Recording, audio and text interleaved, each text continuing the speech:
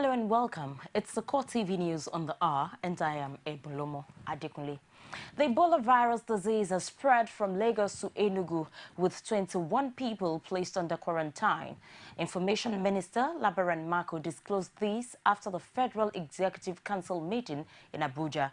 He noted that people had contact with one of the nurses who contracted the virus from the Liberian-American Patrick Sawyer. Health has taken on this matter was to immediately quarantine all those who had primary contact with the index case. And so far, as the Minister of Health reported today, all those who had primary contact have been quarantined, which is the way the global community handles this disease. And secondary contacts have also been traced. There is a strong team in Lagos, which has been set up by the Emergency Response Center, that is tracing every contact that has been made with either the index case or with primary contacts. Now, so far, the number of people that have been traced is 198. Now, out of this number, 177 are in Lagos, and they are being traced. Some are in quarantine, some are being monitored by health specialists. Their movements, being monitored, and they are under directive from the Minister of Health. So those in quarantine, and this number includes, people so far that have made contact with the index case or secondary contacts. So 198 of them, 177 in Lagos, and 21 persons in Enugu are also being watched. And this is because one of the nurses that was involved in the treatment of the index case, unfortunately, disobeyed medical instructions and somehow traveled to Enugu. The final report of the National Conference would be deliberated upon today. Conference Chairman Idris Kutigi took the decision as soon as delegates resumed on Wednesday from a 3-day break. Although no reason was given, many delegates believed that the controversy over alleged hidden agenda forced the postponement. The National Conference is gradually winding down after 4 months of deliberations. And now that the final report is up for consideration, the little cracks noticed during proceedings have widened. Delegates from northern Nigeria are kicking against what they describe as attempts to smuggle in what were not discussed. Sani Zoro is a delegate from the north. He is convinced that there is a hidden agenda that should not be tolerated. My own impression is that some fifth columnists have infiltrated the conference.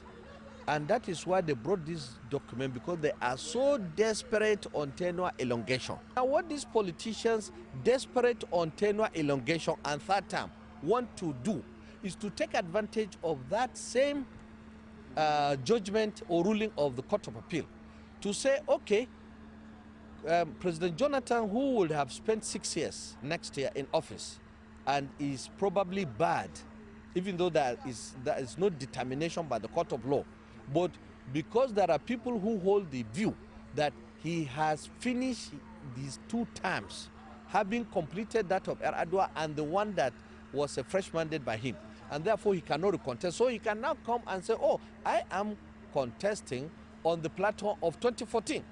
But this southern counterpart say there is nothing like that. There were specific allegations that we had recommended a single tenure of 6 years for the president. That is not true. Look at the document. We say 2 terms of 4 years each, as in the present constitution. We have no one had asked us to seek a third or a third term for anybody. Like has been said, anyone that suggests this will be insulting us. Our report, with all the recommendations, should be placed in the public domain so Nigerians would understand what we've done, and they would then decide whether we've wasted their money and their time or we've given them an opportunity to build a new Nigeria. Where there should be a subtraction, they subtracted. And the documents, a new document had now been produced. And there is nothing wrong. If somebody calls it a proposed draft constitution, we have nothing to hide. But that will bring a new change to Nigeria. At least one delegate from the Middle Belt is with the South on this matter. He is convinced that delegates opposed to the final document have not studied it properly.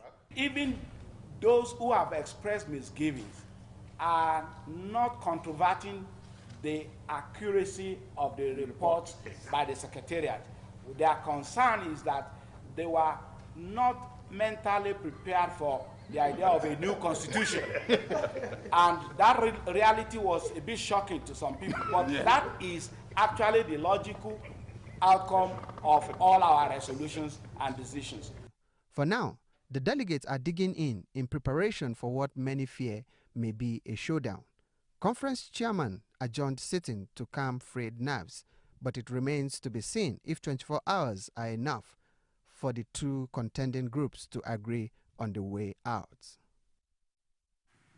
At least 8 persons were shot and injured when supporters of the People's Democratic Party and the All Progressives Congress clashed in Rumeprikam community, Obio Akpo local government area of Rivers State, the hometown of the Minister of State for Education, Iyesom Wike. Traders were forced to close their shops as the deafening sound of gunshots scared many away. It was gathered that trouble started when the deposed paramount ruler of Oboy Akpo Rebisi, Anthony Uwabie, shot at a group of men at Wimpe Junction. The bullet, according to an eyewitness, hit his son, Clement Uwabie, a strong member of the PDP. The son explained to journalists in the hospital where he and others injured were receiving treatment that his father shot him because he refused to join the APC. At the same time, some youth reportedly converged on Rumeprikam in anticipation of the visit of the state's governor, Rotimi Amechi, who had been on local government tour. Eyewitnesses say the youths were beating drums when they heard the sound of gunshots. Angered by the development, they made moves to storm Uwabie's residence, but were stopped by the police. The State Commissioner of Police, Tunde Ogunshakin, who confirmed the incident, says Uwabie shot his son and 6 people. Ogunshakin also reveals that Uwabie has been arrested by the police while the gun used in shooting his victims had been recovered. He added that the matter had been transferred to the State Anti-Robbery Squad for further investigation. Few days after the Northern Elders Forum lashed out at President Goodluck Jonathan over the lingering insecurity, another group in the region has hailed his initiatives.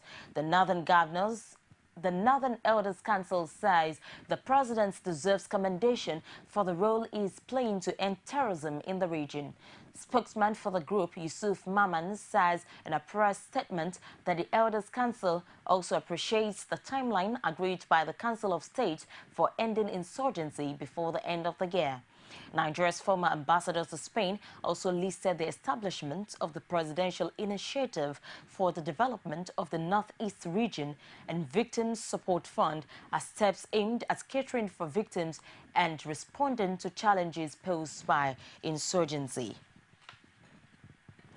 2 former allies of the leadership of the All Progressives Congress have heaped praises on President Goodluck Jonathan over the peaceful conduct of last Saturday's election in Osun State. Tunde Bakare and Yinka Odumaki are convinced that the decision to deploy soldiers was a masterstroke that prevented bloodshed. They also commended the 2 leading political parties and insisted no single party could claim dominance in the Southwest. The report. This is one of the pictures that went viral before last Saturday's elections. And although APC won the election by a wide margin, its leaders have not stopped condemning President Jonathan for authorizing troops deployment. There are, however, others who believe that the president deserves commendation for sending in soldiers. Yinka Odumaki and Tunde Bakare are in this category.